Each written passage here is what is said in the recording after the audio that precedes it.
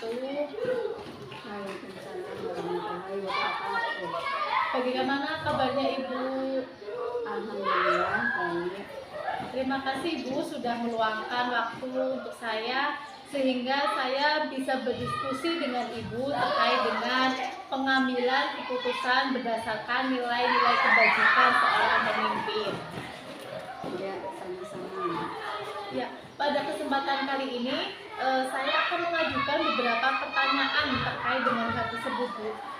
Apakah Ibu sudah siap, Bu? Insya Allah. Ya, terima kasih, Bu. Jadi yang pertama seperti ini, Bu.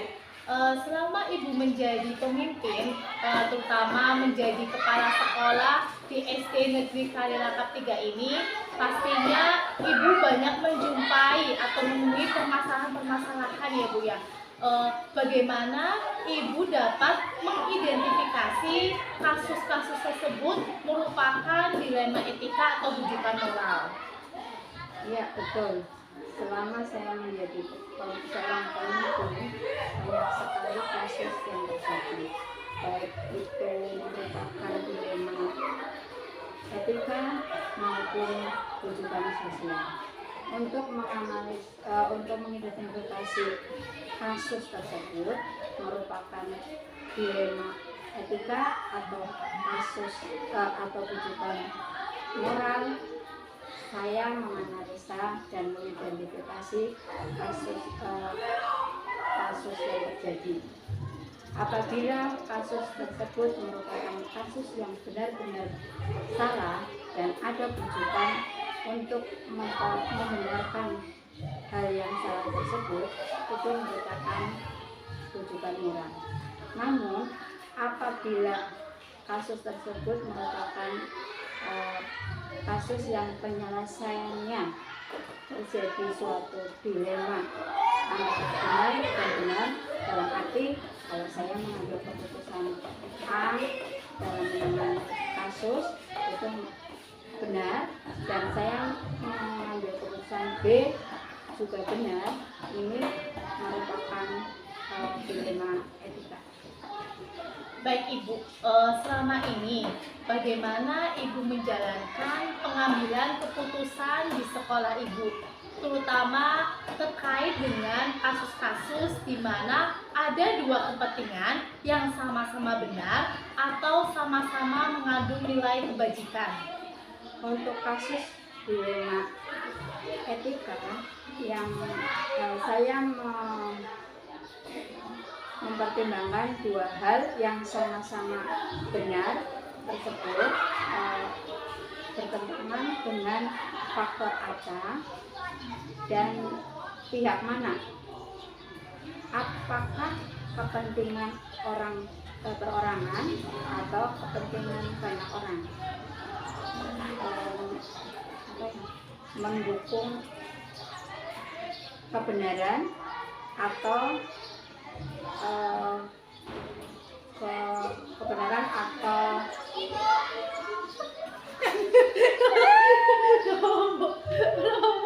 kata dulu lah kakak. Maureen, dikata di situ lah. Ya. Di posta di situ. Untuk kasus dilema etika, saya akan mempertimbangkan dua hal yang sama-sama benar, yang sama-sama benar tersebut melalui pertentangan faktor apa dan pihak mana. Apakah kepentingan orang banyak atau pribadi, mendukung kebenaran atau kesetiaan, rasa keadilan atau rasa kasihan, ataukah berdampak pada jangka panjang atau jangka pendek. Seperti itu. Baik Bu, kemudian langkah-langkah atau prosedur yang seperti apa nih yang biasanya Ibu lakukan selama ini dalam menangani kasus dilema etika tersebut? Terkait dengan hal tersebut, antara suara hati dan nalar harus sejalan untuk memilih kebenaran yang paling sedikit mudaratnya dan besar manfaatnya, dengan mempertimbangkan kepentingan peserta didik. Jika kondisi kasus tersebut ada hubungannya dengan peserta didik,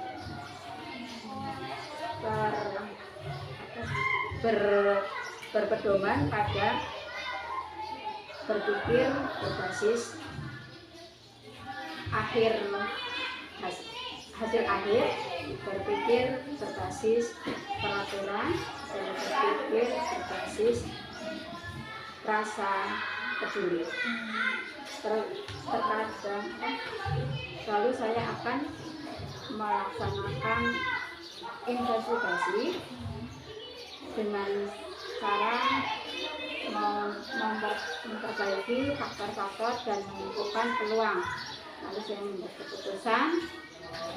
keputusan yang saya ambil pun saya tinjau kembali hingga keyakinan dan kebenaran itu ada. Baik Bu. Kemudian hal apa saja nih yang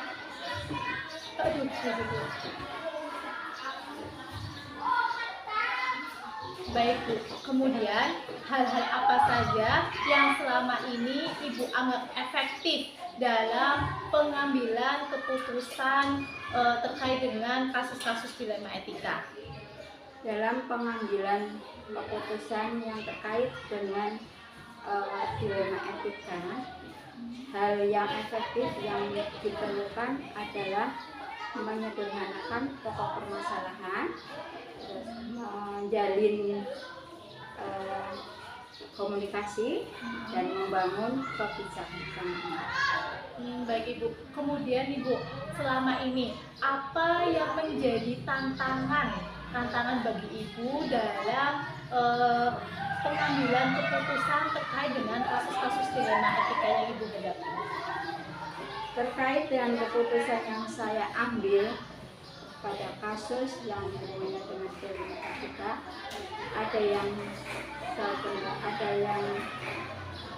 tentunya ada yang tidak sependapat dan tidak menerima hasil keputusan yang saya ambil.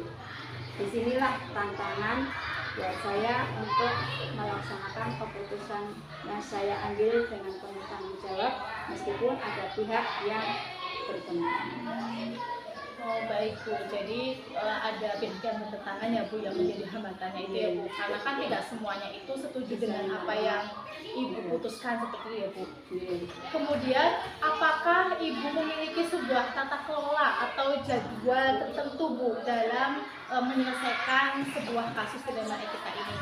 Apakah Ibu langsung menyelesaikannya di tempat atau memiliki sebuah jadwal untuk menyelesaikannya? Kemudian bentuk atau prosedur seperti apa yang Ibu jalankan?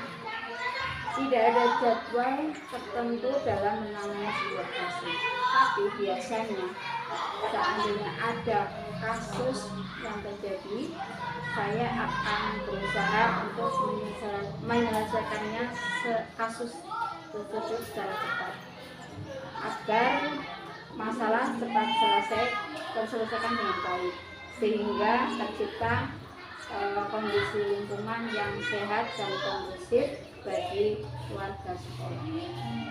Baik Bu, kemudian adakah seseorang atau faktor-faktor yang mempermudah atau membantu Ibu dalam mengambil keputusan terkait dengan kasus-kasus dilema etika?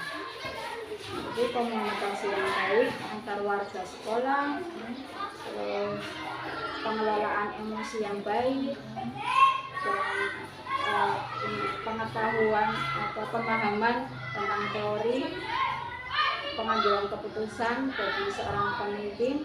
Ini faktor yang mempermudah dan membantu saya dalam mengambil keputusan.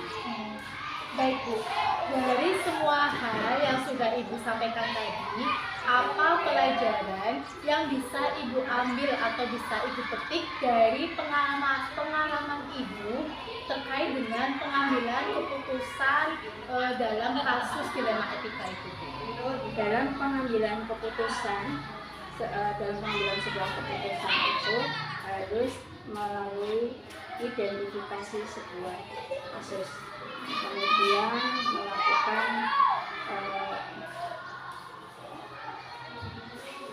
melakukan pengujian, dilanjutkan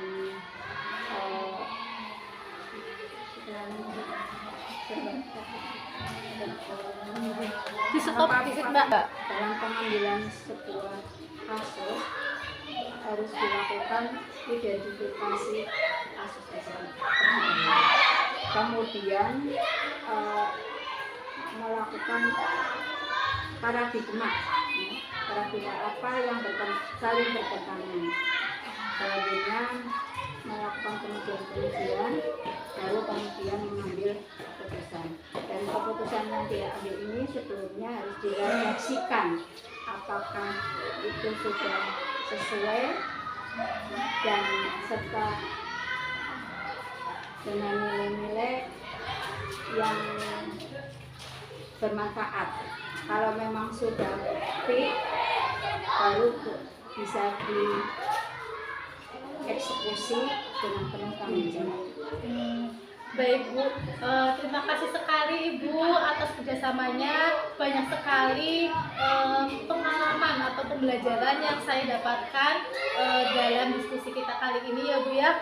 Mudah-mudahan Ibu bisa menjadi seorang pemimpin yang bijaksana, kemudian yang baik, sehingga bisa memajukan sekolah ini menjadi sekolah yang unggul dan lebih baik lagi Bu.